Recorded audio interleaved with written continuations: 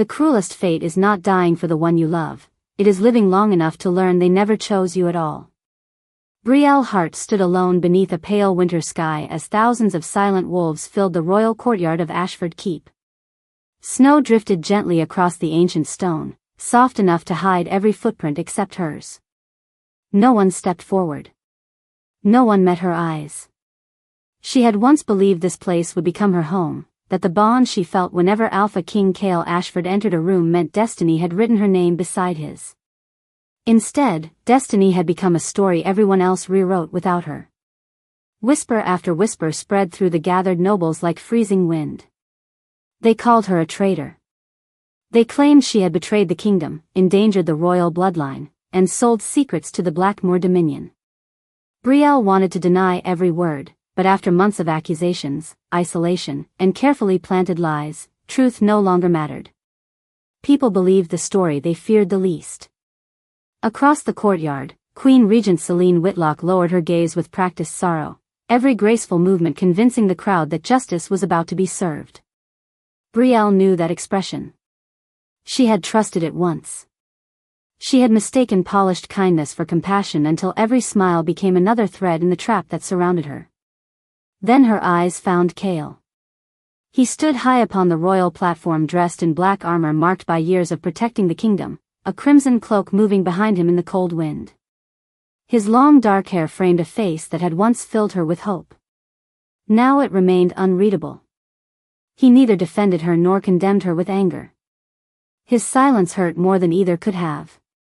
Brielle searched his eyes one final time, begging without words for him to remember every sacrifice she had made, every sleepless night tending wounded soldiers, every secret she had buried to protect his throne. Nothing changed. His wolf did not call to hers. His voice never came. The distance between them stretched wider than any battlefield. She finally understood that sometimes the deepest betrayal arrived wearing the face you trusted most. A bitter smile touched her lips as icy wind carried away the last fragile dream she had guarded for years. If he believed she deserved to disappear, then perhaps her heart had chosen the wrong king from the very beginning. She slowly lifted her head toward the gray heavens above. If the moon goddess grants mercy, she whispered softly, let me live one life where I never love him. A brilliant silver light suddenly burst across the sky, swallowing the courtyard before anyone could react. The freezing air vanished. The weight inside her chest disappeared. Brielle gasped and stumbled backward, her heartbeat racing as warm spring sunlight replaced the snow. The scent of blooming wildflowers drifted through an open window. She stared at unfamiliar hands that were somehow younger, untouched by years of hardship. A polished mirror reflected the face she had lost. Outside, church bells rang joyfully across the capital. Servants hurried through bright hallways preparing for the upcoming mating festival. Brielle's breath caught. The calendar resting on her bedside table confirmed the impossible truth. She had returned 3 years before the day she died. Her pulse steadied as memories collided inside her mind, but instead of fear, something unexpected settled into her heart. Relief. She was no longer standing at the end of her story. She was standing before its first mistake. This time she would never wait for Cale Ashford to choose her. This time she would walk away before he ever had the chance to let her go. Morning sunlight poured through the tall castle windows, bathing Brielle Hart's chamber in golden warmth that felt almost unreal after the bitter cold of her final memories. For several long moments she simply stood there, allowing herself to breathe without fear. No chains of false accusations weighed upon her shoulders. No whispers followed her through the halls. No silent judgment lingered in the eyes of the servants beyond her door. She remembered every mistake she had made in her first life, and perhaps the greatest of them all had been believing that patience alone could change another person's heart. She crossed the room and quietly opened the wardrobe. Hanging inside were elegant gowns prepared for the upcoming royal mating festival, each one carefully selected months before by her aunt, who had dreamed of seeing Brielle become Luna beside Alpha King Cale Ashford. Brielle's fingers brushed over the rich fabrics before moving them aside completely. Instead, she chose a simple traveling dress in soft gray linen with a dark green cloak. It was plain enough that few people would recognize her outside the capital, and that was exactly what she wanted. A gentle knock interrupted her thoughts. "Lady Brielle," came Nora Ellis's familiar voice from outside. "Everyone is gathering downstairs. They say the Alpha King himself will arrive before noon." The word struck Brielle like an echo from another lifetime. In her first life, those same words had sent her heart racing with hope. She had spent hours wondering if Cale might finally notice her among the daughters of noble families. She had rehearsed conversations that never happened and imagined smiles that never came. Now she felt only calm. She opened the door with a warm smile that surprised Nora. "Please tell my aunt I have decided not to attend the festival." Nora blinked in confusion. "Not attend?" "My lady, people have traveled hundreds of miles for this gathering." Brielle nodded gently. "I know. Everyone believes the moon goddess may reveal the Alpha King's destined mate today." Brielle looked beyond Nora toward the bright hallway where servants hurried with flowers and silver trays. Somewhere in the distance musicians were already practicing joyful melodies. The entire kingdom expected history to begin today. They were wrong. History had already happened once, and she refused to repeat it. "Some destinies are only lessons," Brielle answered softly. "Not every bond deserves to be followed." Nora searched her face with growing concern but quietly accepted the answer. After she left, Brielle gathered only a leather satchel, a water skin, several silver coins, and an old map she had memorized years before. Every road upon it carried memories invisible to everyone except her. One route led toward Ashford Palace where Cale would undoubtedly spend the day, surrounded by nobles competing for his attention. Another road stretched north through forests and mountain passes before reaching Blackmoor territory, home of the one man the kingdom feared above all others. Adrian Blackmoor. In her previous life she had known almost nothing about him beyond frightening stories repeated by the royal court. They called him ruthless, ambitious, dangerous, and impossible to trust. Yet hidden among those rumors was one truth no one had spoken aloud. Adrian had never once betrayed those who willingly stood beside him. Brielle folded the map carefully and stepped outside through the eastern servants' gate before anyone noticed her absence. The city beyond the estate bustled with celebration as colorful banners fluttered overhead and merchants welcomed travelers arriving from every corner of the kingdom. She lowered her hood and quietly disappeared into the crowd without looking back. At that very moment, miles away, Cale Ashford entered the palace courtyard on horseback. Cheers erupted around him, but beneath the thunder of applause his wolf suddenly became restless. It searched for a familiar scent that should have been waiting nearby. Instead, it found only an empty silence that neither king nor wolf could understand. The first 3 days passed beneath endless skies and quiet roads, and with every mile Brielle heart placed between herself and Ashford Kingdom, the crushing weight she had carried through her first life seemed to grow lighter. She no longer measured each sunrise by whether Alpha King Cale Ashford might notice her. She measured it by how much farther she had traveled from the future that had once destroyed her.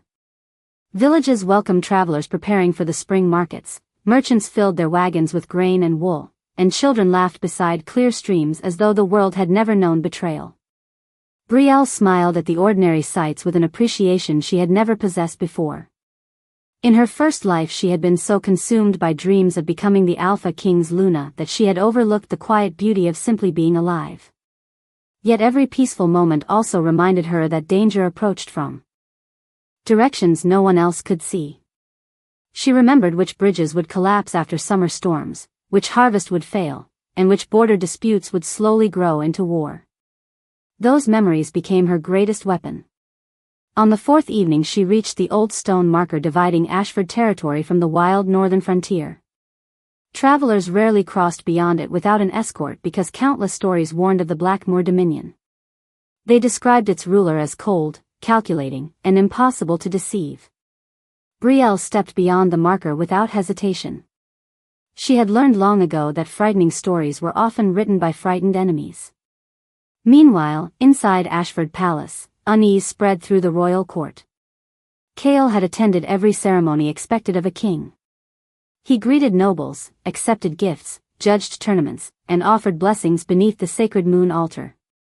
Yet through every celebration his attention drifted towards something he could neither explain nor ignore. His wolf remained unusually restless. More than once he found himself turning toward crowded hallways, convinced someone familiar had just passed nearby, only to discover strangers instead. During the evening banquet, Gideon Mercer quietly approached the throne. "Your Majesty," the elder said carefully, "Lady Brielle Hart did not attend the festival." Kale looked up almost absent-mindedly. "Did she become ill?" Gideon slowly shook his head. "No, Your Majesty. She departed the capital several days ago." No destination was given. For reasons Kale could not understand, those simple words settled heavily inside his chest. He barely remembered Brielle beyond polite conversations during court gatherings. She had always seemed gentle, reserved, and remarkably composed despite rarely drawing attention to herself. Why, then, did her absence feel strangely louder than the voices surrounding him? Before he could answer, a sharp ache pulsed beneath his ribs. His wolf stirred with unmistakable urgency. "Find her." The command echoed through his thoughts before disappearing as quickly as it had come. Kale frowned. It made no sense. Wolves did not react this way to near strangers. Far to the north, Brielle finally reached the towering cliffs that guarded Blackmoor territory. Massive stone walls rose from the mountainside like part of the earth itself, their dark banners flowing against the evening wind. Armored sentries watched her approach with cautious curiosity, their hands resting upon their weapons but making no threatening move. One stepped forward. "State your business." Brielle removed her hood, allowing the fading sunlight to illuminate her calm expression. "My name is Brielle Hart," she answered steadily. "I have come to request an audience with Lord Adrian Blackmoor." The guards studied her carefully. "Do you understand whose gates you stand before?" Brielle nodded without the slightest trace of fear. "Better than most." Moments later another guard hurried toward the fortress carrying news of the unexpected visitor. High above the entrance, standing upon a stone balcony overlooking the valley, Adrian Blackmoor paused as he listened to the report. His sharp gray eyes narrowed with quiet curiosity. A noblewoman from Ashford had crossed half the kingdom alone, asking for him by name before history itself claimed they had ever met. Adrian Blackmoor did not answer immediately. From the high balcony he continued watching the lone traveler standing beyond the fortress gates, her gray cloak shifting gently in the mountain wind while the guards waited for his command.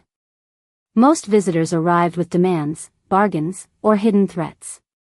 None had ever crossed the northern frontier alone simply to ask for an audience. "Bring her inside," Adrian said calmly. "But search neither her belongings nor her intentions until I have heard her speak." The guards exchanged puzzled glances before obeying. Brielle followed them through towering iron gates into a fortress unlike the stories she remembered hearing as a child. Instead of endless signs of war, she found craftsmen repairing stone walls, children practicing their lessons in an open courtyard, and farmers unloading wagons filled with fresh grain. It was disciplined rather than cruel, quiet rather than fearful. She realized that Ashford's court had described Blackmoor exactly as it needed its greatest rival to appear. Adrian waited inside a spacious council chamber illuminated by afternoon sunlight pouring through tall windows. His dark blue cloak rested over broad shoulders, and although his expression remained reserved, his gray eyes carried neither arrogance nor suspicion. They carried curiosity. Brielle met his gaze without lowering her own. "Lady Brielle Hart," Adrian began, motioning toward an empty chair. "I expected many unusual visitors in my lifetime. A noblewoman from Ashford requesting sanctuary was not among them." Brielle remained standing.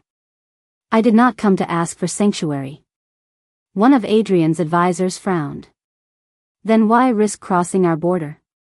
Brielle answered without hesitation. "Because within 1 year your eastern villages will suffer a devastating flood after the Raven River changes course. Within 18 months, merchants traveling through Hollow Pass will disappear because the mountain road will collapse after weeks of heavy rain.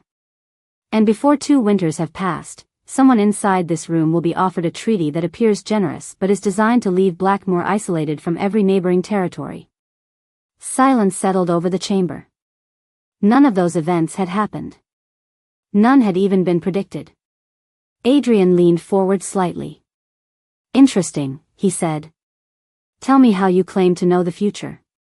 Brielle looked toward the mountains beyond the window. "If I answer that question now, you will believe I have lost my mind." Adrian studied her face for several moments before giving a faint smile. "Perhaps. But I have found that impossible stories often hide ordinary truths." Brielle finally turned back toward him. "Then allow me to earn your trust first. Judge me by whether my warnings prove true, not by the explanation behind them." Before Adrian could reply, hurried footsteps echoed through the corridor. A messenger entered carrying a sealed letter marked with the crest of a northern watchtower. He bowed respectfully before presenting it to Adrian. Breaking the seal, Adrian silently read the message. His expression changed almost imperceptibly. "Our scouts report that the water level of the Raven River has risen far earlier than expected," he said quietly. "Engineers recommend reinforcing the eastern banks immediately." Every advisor in the room looked toward Brielle. She had spoken of the river only moments before the report arrived. Adrian folded the letter carefully, his attention never leaving her. "It appears," he said in a calm voice, "that destiny has decided to introduce us sooner than either of us expected." Far away in Ashford Palace, Cale stood alone beneath the moonlit balcony outside his chambers, unable to quiet the growing unrest inside his soul. His wolf stirred again, stronger than before, carrying with it the fleeting sensation that somewhere beyond the northern mountains, the course of his life had already begun changing without him. The following morning the entire Blackmoor fortress moved with quiet purpose. Workers carried timber toward the eastern valley, engineers studied maps across long wooden tables, and riders departed before sunrise carrying Adrian Blackmoor's orders to reinforce the banks of the Raven River. Brielle watched from a stone balcony as dozens of lives quietly changed because one decision had been made a few hours earlier. In her first life no warning had reached Blackmoor in time. Entire farming communities had spent months rebuilding after the flood swept away roads, bridges, and fields. This time the preparations had already begun. The future had shifted. She felt it as clearly as the morning breeze brushing across her face. Behind her, measured footsteps echoed through the corridor. Adrian approached carrying 2 cups of warm herbal tea. He handed one to her without ceremony before resting both hands upon the balcony railing. "My advisors spent most of the night debating whether you are a prophet, a spy, or the luckiest woman alive," he said with a faint smile. Brielle looked toward the distant mountains. "And what do you believe?" Adrian considered the question longer than she expected. "I believe frightened people invent simple explanations for complicated truths. I prefer evidence." Brielle nodded. "Then continue watching.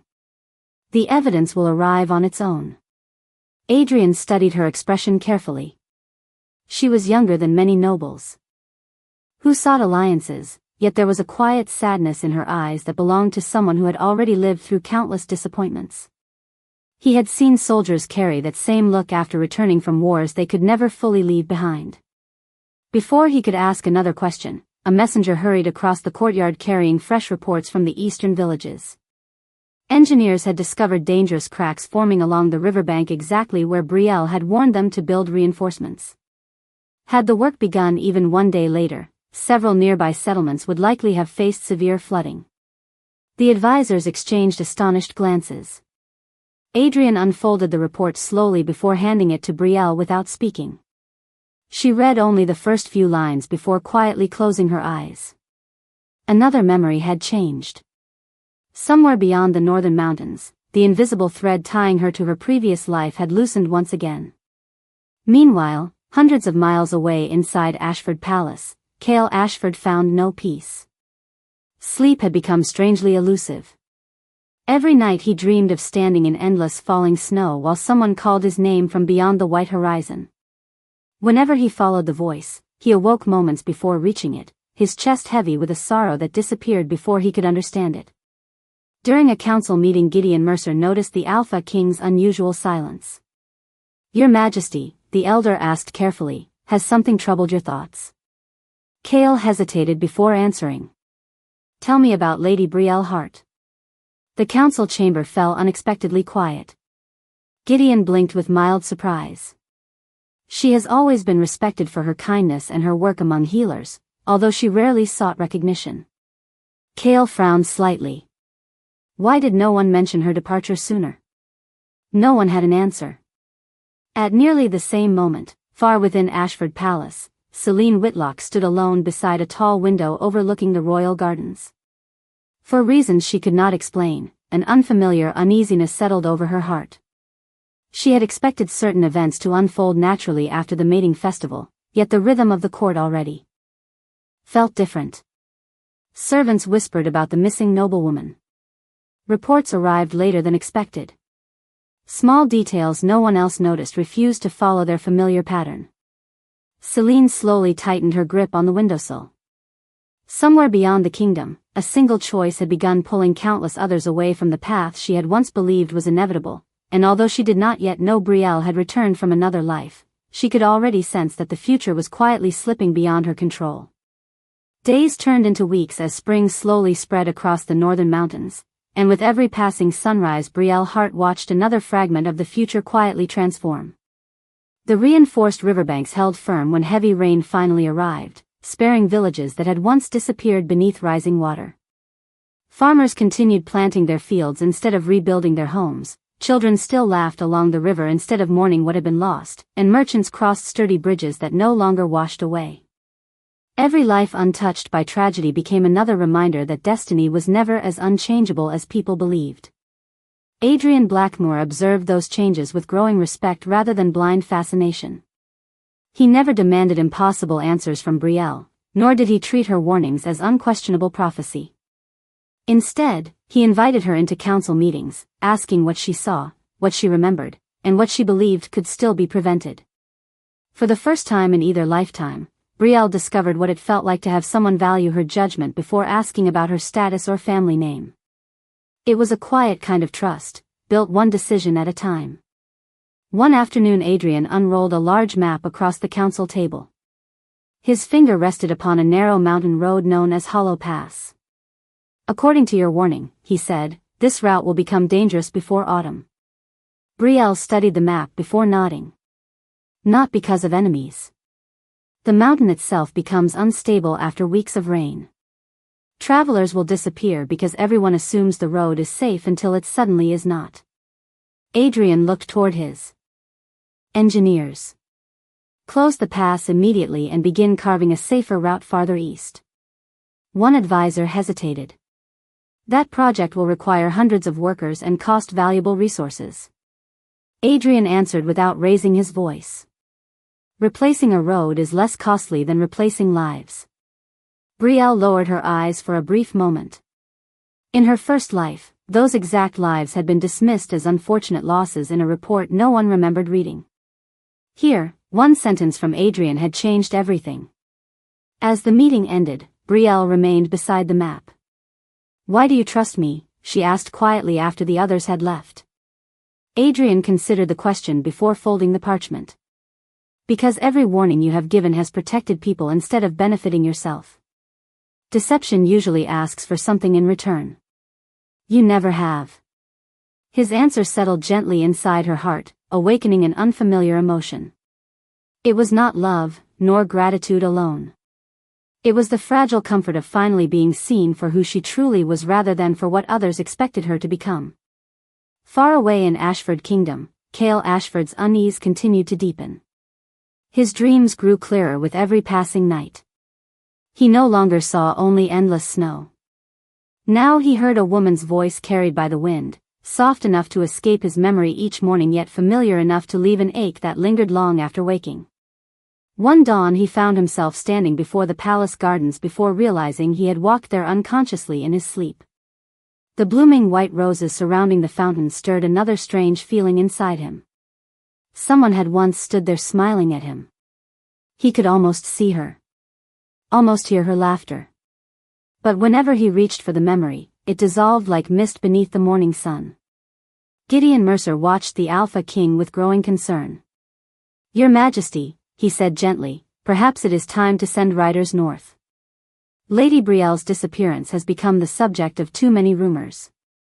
Cale stared toward the distant horizon beyond the palace walls. His wolf stirred once more, stronger than ever before, not with anger or possessiveness, but with an overwhelming certainty that every day Brielle remained beyond his reach, something precious slipped farther away than even a king could recover.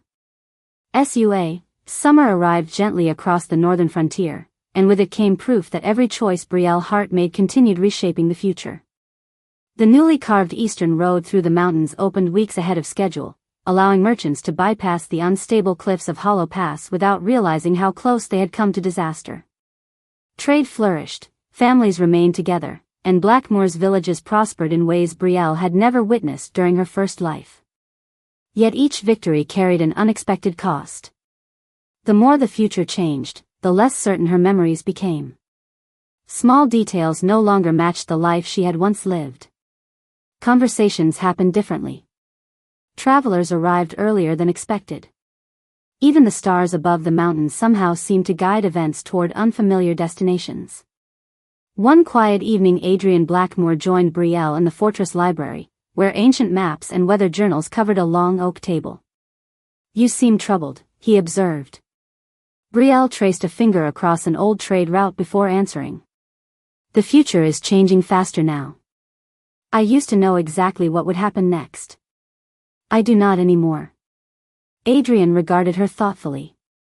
"Does that frighten you?" She considered the question before nodding. "A little. The unknown once meant hope. Now it also means I can no longer protect everyone with certainty." Adrian folded another map and placed it aside.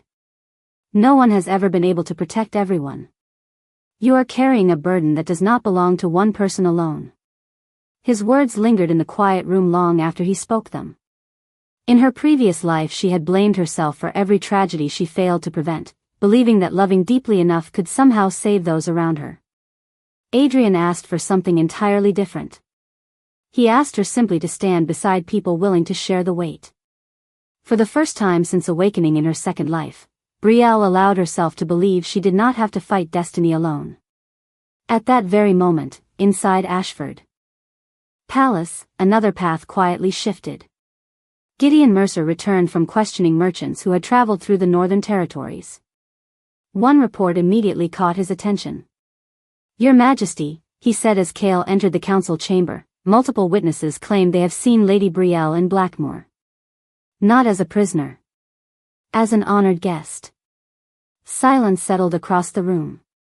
Several advisors exchanged uneasy glances, already imagining how the neighboring kingdom might use such rumors. Cale accepted the written report, reading each line twice. Brielle had crossed into the territory of his greatest political rival willingly. She had attended council meetings. She had been seen speaking with Adrian Blackmoor while engineers and village leaders listened respectfully to her advice. None of it matched the quiet young woman Cale believed he barely knew. Before he could set the report aside, another sharp wave of unfamiliar emotion swept through him. His wolf surged forward with startling intensity, not in anger toward Adrian, but in desperate recognition of Brielle's name. For one brief instant a vivid image flashed before Cale's eyes. A young woman stood beneath falling snow wearing a gentle smile that concealed unbearable heartbreak. He reached toward her instinctively, but she stepped backward instead. Then the vision vanished. Cale steadied himself against the council table, breathing slowly as the ache inside his chest refused to fade. Hundreds of miles away, Brielle stood upon the northern watchtower watching the sunset paint the mountains in shades of gold and crimson. A lone messenger rode hard toward the fortress carrying the crest of a neutral border settlement. The rider barely slowed before calling to the guards that an official delegation from Ashford Kingdom had crossed into northern territory under a banner of diplomacy. Adrian accepted the sealed notice without changing his expression, then quietly turned toward Brielle. "It seems," he said, "that your past has finally discovered where your future began." The Ashford delegation arrived beneath clear autumn skies, their royal banners moving gently in the mountain wind as they crossed the Stone bridge leading toward Blackmoor Fortress. There were no raised voices, no threats, and no display of hostility. Adrian Blackmoor had ordered his guards to welcome the visitors with the same respect offered to every peaceful guest, believing that confidence never required unnecessary displays of force. Brielle Hart watched from a balcony overlooking the entrance courtyard, her hands resting quietly against the cool stone railing. In her first life, this meeting had never happened. Ashford and Blackmoor had remained distant rivals, separated by distrust and carefully guarded borders. Now the timeline had bent in an entirely different direction. She no longer knew where it would lead. Inside the council hall, Cale Ashford entered with Gideon Mercer and several trusted advisors. The moment he stepped across the threshold, an unfamiliar stillness settled over him. His wolf stirred again, stronger than ever before, as though an invisible thread had finally drawn near. Before anyone exchanged formal greetings, his eyes instinctively searched the room until they found Brielle standing beside one of the tall windows. Time itself seemed to hesitate. She looked exactly as she had in his dreams, yet completely different from the woman he barely remembered in court. The uncertainty that had once shadowed her eyes had been replaced by quiet confidence. She carried herself without seeking anyone's approval. She did not lower her gaze. She did not rush toward him. She simply offered the respectful greeting due to a visiting king before turning her attention back to the council table. The distance between them felt greater than the miles that separated their kingdoms. Cale could not explain why that realization hurt. Adrian welcomed the delegation with measured courtesy before inviting everyone to discuss trade routes, border security, and shared harvest concerns. As the conversation unfolded, Brielle calmly presented maps showing how recent improvements along the northern roads had increased commerce for villages on both sides of the frontier. She spoke with careful clarity, answering every question with patience rather than pride. Cale listened in silence. More than once. He caught himself wondering how he had overlooked someone capable of seeing solutions that experienced advisors had missed. Gideon noticed the Alpha King's growing distraction but wisely said nothing. Near the end of the meeting, one of Ashford's advisors examined the maps with visible surprise.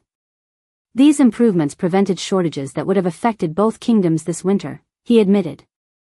Adrian nodded once before speaking words that caused the entire chamber to fall silent. The credit belongs to Lady Brielle. Without her guidance, many of these decisions would never have been made. Cale slowly turned toward her. Before he could stop himself, another fragment of memory burst through the invisible wall inside his mind. He saw Brielle standing in a palace corridor from years that had never happened, placing healing herbs into the hands of exhausted soldiers while quietly refusing recognition for herself. Then another image appeared.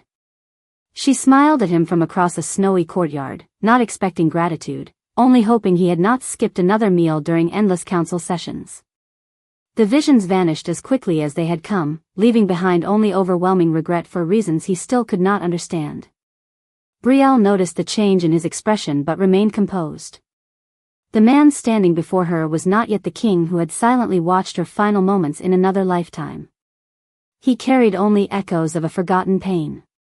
Even so, she knew the path behind her could never become the path ahead. As the meeting concluded, Cale approached her for the first time since arriving.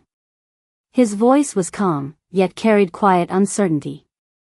"Lady Brielle," he said, "I have the strange feeling that I owe you something, although I cannot remember what it is." Brielle met his eyes with gentle kindness untouched by bitterness. "Perhaps," she answered softly, "some debts belong to yesterday, while others exist only to teach us how we choose tomorrow." Autumn faded into the first quiet days of winter as the leaders of Ashford and Blackmoor gathered once more, this time not to settle old disputes but to decide whether two neighboring kingdoms could finally build a future free from fear. Months of cooperation had transformed suspicion into cautious respect. Villages along the border prospered through shared trade, abandoned roads had become thriving marketplaces, and families who had once expected hardship instead found unexpected peace. Yet Brielle Hart understood that the greatest test had never been about rivers, roads, or treaties. It had always been about truth. During the final council assembly held within the Grand Hall of Blackmoor Fortress, representatives from both kingdoms filled every seat. Adrian Blackmore stood beside the great map that had witnessed so many impossible decisions, while Cale Ashford remained opposite him beneath the banners of their respective realms. Brielle stepped forward only after Adrian invited her to address the gathering. Calmly, without accusation or bitterness, she explained how every warning she had given had been motivated by one simple desire: to spare innocent people from suffering. She never claimed prophecy. She never asked for power. She simply presented every successful prediction, every village saved, every trade route preserved, and every family whose future had quietly changed because compassion had been chosen over pride. Silence settled across the chamber as the weight of her actions became impossible to ignore. Gideon Mercer was the first to rise. "History will remember these achievements," he said with quiet conviction. "Not because they brought honor to one kingdom, but because they protected both." One by one, the council members stood in agreement until the entire hall echoed with respectful applause. It was the recognition Brielle had never received in her first life, offered freely without titles or expectations. Cale watched her through eyes filled with emotions he could no longer deny. As the applause faded, another flood of forgotten memories finally broke through the invisible barrier inside his soul. He remembered the quiet healer who had stayed awake through endless nights caring for exhausted soldiers. He remembered every unnoticed kindness, every hopeful smile, every moment she had chosen loyalty even when no one praised her for it. He remembered standing in a snow-covered courtyard while she whispered that if she ever lived again, she would never love him. The memories were incomplete, like scattered pages from a forgotten book, yet they carried one undeniable truth. Somewhere beyond ordinary understanding, he had failed the person who had believed in him most. Cale slowly stepped forward until he stood before Brielle in full view of both kingdoms. He lowered his head with genuine humility. "Whether these memories belong to dreams or to a life I can no longer fully remember," he said quietly, "they have shown me the kind of king I never wished to become. I cannot change a yesterday that only echoes inside my heart, but I can choose who I will be today. Thank you for protecting lives even when you owed us nothing." Brielle looked at him for a long moment before offering a gentle smile filled not with longing, but with peace. "The greatest gift of a second chance is not rewriting the past," she answered. "It is refusing to repeat it." Adrian stepped beside her, not to claim victory, but to stand as an equal who had trusted her voice when others might have ignored it. Together the two kings signed a new accord establishing permanent cooperation between their kingdoms, including laws protecting healers, travelers, and every citizen regardless of birth or status. As winter sunlight poured through the towering windows, Brielle realized that the future before her no longer resembled either of the lives she had once imagined. It belonged entirely to the choices she had made with courage instead of fear. She had not been saved because someone finally chose her. She had been recognized because she had first chosen herself, and in doing so, she had given two kingdoms the chance to become better than the past they almost repeated.